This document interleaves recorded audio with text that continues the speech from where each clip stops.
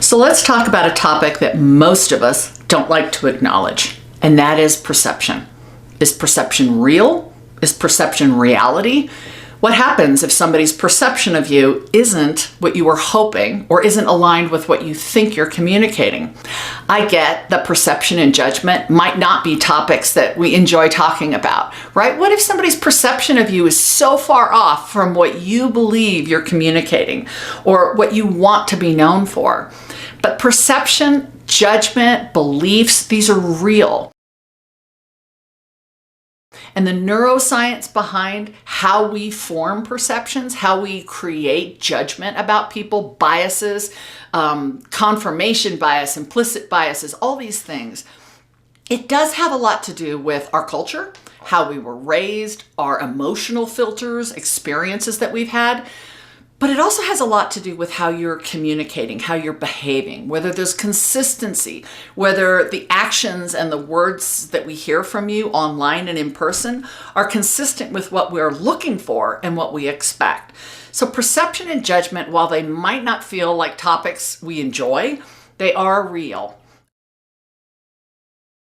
I remember when my boys were little and I taught them, it doesn't matter what other people think about you. It just matters what's in your heart.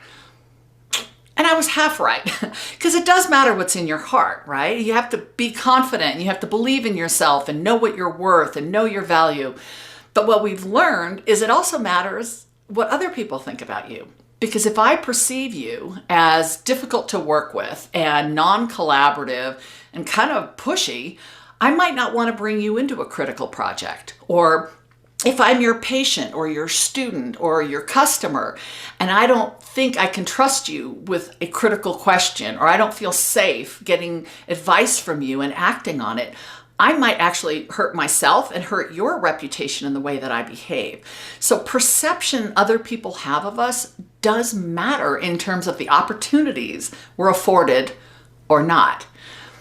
These are important things to be thinking about. Now, what can you do? You can certainly get ahead of perception. Understanding what the perception is of you today is a powerful first step. May not be pleasant to hear, and it might be a little hard to swallow, but it's really important to know what people think of you and how they perceive your value today. But the power really comes when you design the perception you want people to have. How do you want to show up, and how do you want to walk into a room and be received? When your name pops up on LinkedIn or in another social platform, how do you want people to respond knowing that they have a perception of you? You can actually control all of that to a large degree. We can't control cultural biases and stereotypes and emotional filters that some of our audience might bring to the conversation. But we have a lot of control over how we show up, how we communicate, how we engage, the way that we are building relationship with the people that matter to us. So perception and judgment, not necessarily fun topics, but really powerful when it comes to building reputation, advancing career, building customers, gaining market share, all of those things. We have to know how we're perceived, and we have to have a clear vision and act consistently with how we want to be perceived.